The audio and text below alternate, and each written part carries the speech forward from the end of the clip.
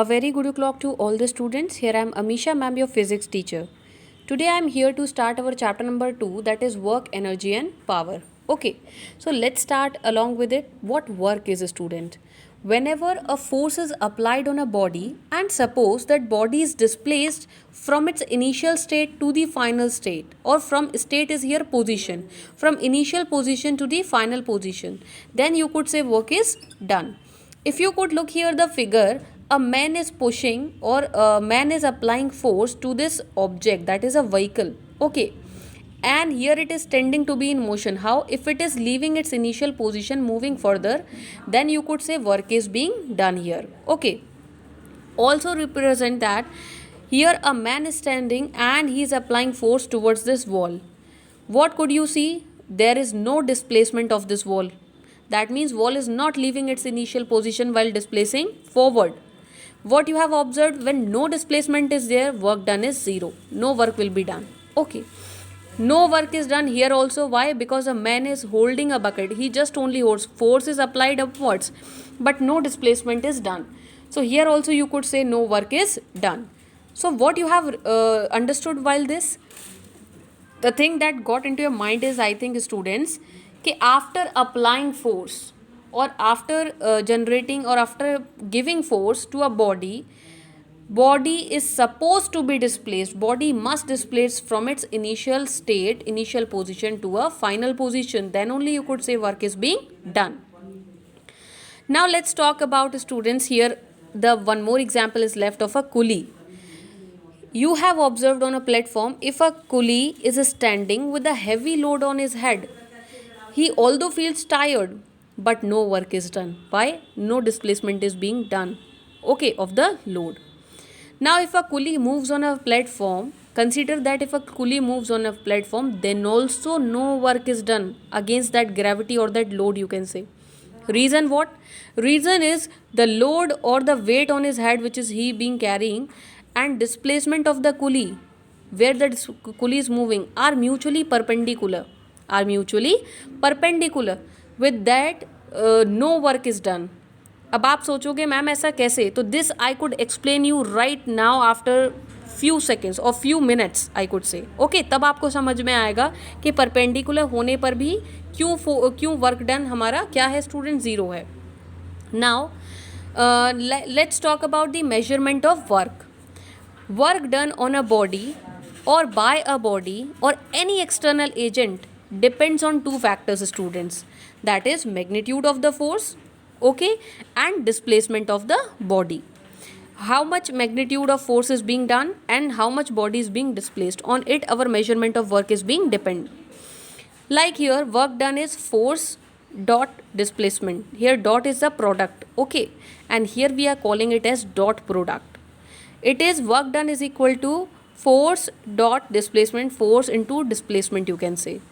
Force we are representing by capital F, displacement small d, and the arrow sign is vector. So work done here is vector force, vector force dot displacement vector, okay, F vector dot d vector, you could say. So students, it is a product. Work done is equals to the product of force and the displacement of the body in the direction of the applied force. This you could remember. Okay. Like here, if you could say that in the adjoining figure that you should look here, there is an object. Okay, force is being applied here. After few instants, you could see the object is being displaced and this is the final position of this object. That means the displacement of the object which is being done from its initial state, initial position to the final position is S. Okay. So here what you have observed is how much work is done. If we will calculate, work done is F vector dot S vector. S vector is our displacement. Okay. Now if I am saying if F vector becomes 0 or S vector becomes 0 or both F and S are 0, then work would also be 0. That is no work is done. And force and displacement are our vector quantities. Vector quantities are what? Those quantities that contains magnitude as well as direction. But work is our scalar quantity. Scalar means which generally have magnitude only, no direction. Okay, it may also be asked in exam and test that which type of quantity is your work. The work always remember is our scalar quantity. Now students, when force acts at some angle with the displacement, here though we have discussed that when force is being acted in this direction and displacement is being done in same direction. Now what happens when force is acting at some angle? If we are acting the force at some angle with the displacement, what happens? Consider, let a force of magnitude F acts on a body. On this body, if a force F is being acting as shown in this figure, then in such a way you could see the line of force of action could be here OA, okay? And the body, along with the body which is to be displaced along OB. So with this you could make a triangle, Pythagoras triangle type. Okay, that means now here we have supposed that angle could be theta. Now students, work done is what here? Component of force along OB. OB के along जो force का component है, ये force का component along OB के, तो OB के along जो force का component है, that could be calculated by your angle theta. Okay, and with this if we want both of these rays, how we are calculating? By a trigonometric ratio which is called cos theta. Cos theta is what? Cos theta is A upon H. That is, A is our adjoint side, and sorry, it is not A upon H, it is O, you could say, not O, could F cos theta is cos theta is what over here? Cos theta could be OB and OA. Okay, that is I am saying same students, I am telling you correctly, but here I could misspell. Okay, so what is here cos theta? A upon H. H is what? Our hypotenuse. I was considering it as height. It is not height, it is hypotenuse, which is the longest side. Okay, so it is a F component, so I could write here as component, that is angle also, तो I could write here as F cos theta. F cos theta से ही हमारे ये दोनों चीज़ें निकलेंगी और यही दोनों हमें पता हैं, into, or you can say dot S. S is our displacement. Okay, so W here could be F vector dot S vector, which is a scalar quantity, where S is displacement along OB. S क्या है? OB के along displacement कितना हुआ है, and theta is the angle which force F is making with OB. OB के साथ कितना angle बना रहा है F वेक्टर, ये आपका थीटा है. ओके, तो cos theta is our OB upon OA. तो from here you could calculate that OB क्या होगा. अगर OB को यहीं रहने दो, OA को आप इधर ट्रांसपोज कर लो, तो OB is equal to OA cos theta, and OA is our F. OA हमारा है क्या यहाँ पर? F. तो you could write OB is equal to what? F cos theta. यही आप यहाँ प्लेस करेंगे तो आपका क्या होगा? तो here you could say that component force F along OB क्या हो जाएगा? Force along OA into the cosine angle between our OA and OB. ये hope so it is clear. Now let's consider the first case if theta becomes student 0. इसका मतलब है कि force is in the direction of the displacement और vice versa. Force का भी direction और displacement का भी डायरेक्शन सेम है, और इसमें थीटा क्या हो जाएगा? 0 हो जाएगा. तो यहाँ पर कॉस थीटा की जगह आप क्या रख सकते हैं? W is equal to F S cos theta, यही तो आप अप्लाई करोगे अब. तो W is equal to F S cos 0 degree, and cos 0 is students our 1. Okay, तो यहाँ पर आप क्या आ जाएगा? F S into 1, cos theta is 1, where it is equal to W is equal to F S, and F S here gives the maximum amount of work done. Okay, तो what is it? Example if I am taking is of body, you can take which is being freely fold from the top. Okay, इसको freely fold कराया गया है यहाँ से. तो what you could observe is work done by gravitational force in freely fall object. W is equal to क्या हो जाएगा? mgh, where mg क्या होता है आपका? फोर्स मतलब जिसमें मास भी आ जाएगा and everything, and h is your height is the you could say the distance from the top to the ground. Okay, from initial to the final state. तो here you could say work done क्या हो जाएगा? F mg into displacement h. Okay, where mg is the weight of the body and h is the height from the ground. So this is our example. Now let's take case number 2 where theta is 90 degree. 90 degree means force is perpendicular. perpendicular, if you could see that force is perpendicular, that I took the example of a pulley and told you to wait for a little bit moment and I'll explain it कि वहाँ पर work done zero क्यों है. अगर आप cos theta यानी theta की value 90 degree लोगे तो cos 90 हमेशा क्या हो जाता है, जीरो देता है ट्रिग्नोमेट्रिक वैल्यू में. तो यहाँ पर अगर जीरो हो जाएगा तो ये पूरा इसको जीरो कर देगा. That means W is equal to zero, work done is zero, no work will be done. कब? इन केस अगर परपेंडिकुलर होगा, in case theta is perpendicular यानी फोर्स अगर परपेंडिकुलर डाला जाता है टू द डिस्प्लेसमेंट. तो एग्जाम्पल हो जाएगा when a coolie moves on a platform carrying a load on his head. कुली जा ऐसे रहा है, ओके ये कुली है आपका, ये ऐसे जा रहा है और लोड इसका यहाँ पर रखा हुआ है. तो लोड के तो ये क्या हो गया, force, displacement of force perpendicular हो गए 90 degree. No work is done. इसलिए अब समझ में आया students. Let's discuss about case third. Case third ये कहता है कि let's take theta is equal to 180. तो यहाँ पर F cos theta, W is equal to F cos theta, theta 180 हो जाएगा, दैट इज -1 कॉस 180. तो यहाँ पर वर्क डन कैसा हो जाएगा, -F.S -Fs, यानी work done here is negative. Okay, this happens when force is applied opposite to the displacement or when force opposes the motion of a body. यहाँ पर force और motion of a body दोनों एक दूसरे को जब oppose कर रहे हो ऐसे डायरेक्शन में, ये केस कब आता है स्टूडेंट्स, ये आता है फ्रिक्शन के केस पे. Hope you remember friction. Okay, when you are moving on a cycle और अचानक से आपको ब्रेक लगाने पड़ते हैं तो वहाँ पर क्या कंसिडर होता है, वहाँ पर क्या लिया जाता है, फ्रिक्शन फोर्स एक्ट्स. तो in that case you could say that work done could be negative. Now students, let's talk about units of work. SI unit is what? SI unit of work क्या कैसे निकालते हो आप? Work done को वैसे आप कहते हो कि SI यूनिट होती है इसकी जूल, JOULE जूल. बट कैसे आई जूल, क्या है इसकी, क्योंकि फोर्स की क्या है स्टूडेंट्स, न्यूटन, S डिस्प्लेसमेंट है दैट इज़ मीटर. तो यहाँ पर अगर कभी भी टेस्ट में पूछा जाए, एग्जाम में पूछा जाए what is 1 joule, define 1 joule, तो 1 जूल क्या है खुद अपने आप सोच सकते हो आप. It is the work done. 1 joule क्या है, work done by a force of 1 newton. कितने न्यूटन का फोर्स, 1 न्यूटन. इन डिस्प्लेसिंग, उसने डिस्प्लेस किया है a body by 1 metre. Okay, in CGS system if you could ask me what is a unit ma'am, तो it is the unit of work is erg, ERG अर्ग. अर्ग कब होती है, what is 1 erg, when 1 erg is the work done by a force of 1 dyne. अब Newton नहीं आएगा, CGS में डाइन आएगा.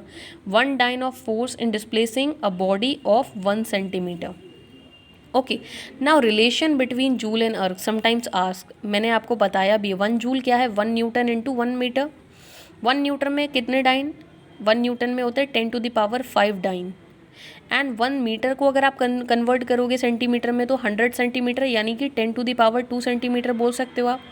तो आप यही 1 जूल में रख दीजिए. 1 जूल बराबर क्या हो जाएगा स्टूडेंट्स, 10⁵ डाइन इंटू 10⁻² सेंटीमीटर. जब बेस सेम होते तो पावर क्या हो जाती है, ऐड, यानी 10⁻7 डाइन इंटू सेंटीमीटर. और डाइन इंटू सेंटीमीटर ही आपको क्या देता है, अर्ग. तो 1 joule is equal to 10⁻7 erg. Now students, hope so the work is clear to you in a very well mannered. Let's move further to the topic which is power.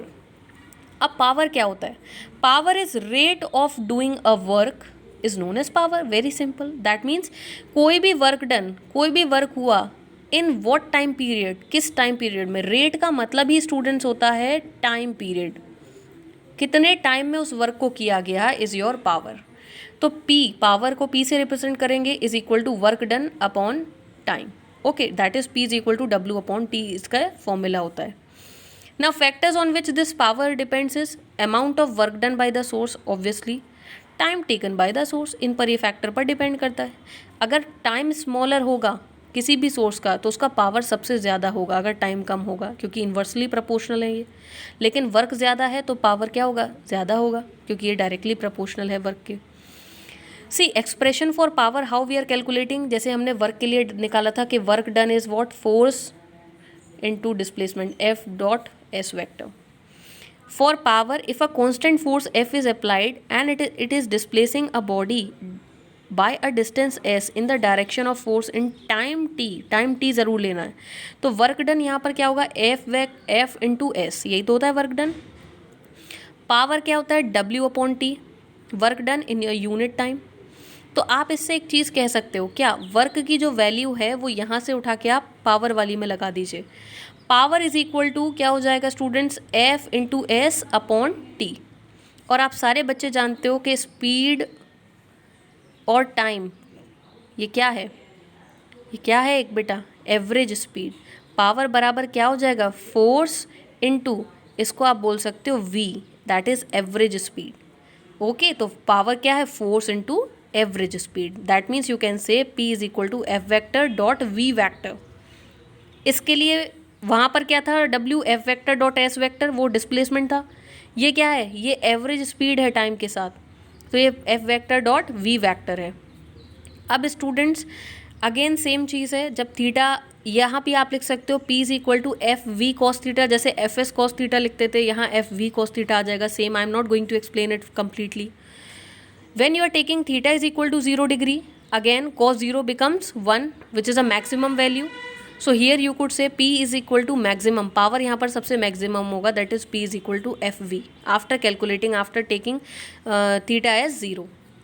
तो power also remember that as work is a scalar quantity, power is also your scalar quantity student. Now let's come to students unit of power. अब power की unit क्या होती है, what is a unit of work, I have told you right now, SI unit is joule, always remember, CGS unit is अर्ग। Okay, अब power की अगर आप बात करेंगे तो पावर की बेटा यूनिट होती है WATT वॉट। क्या होती है, वॉट। पावर होता क्या है, work done in unit time, rate of doing work, you can से वर्क अपॉन टाइम। वर्क की क्या होती है जूल, टाइम की क्या होती है सेकेंड। तो पावर को आप कह सकते थे कि 1 joule work is done in a unit time second or in a unit time is known as your power, 1 power. But here you could say work power is joule per second, और इसी का ही दूसरा नाम होता है watt, 1 watt. If 1 joule of work is done by a source in 1 second, its power is 1 watt. This is the definition of 1 watt. Okay.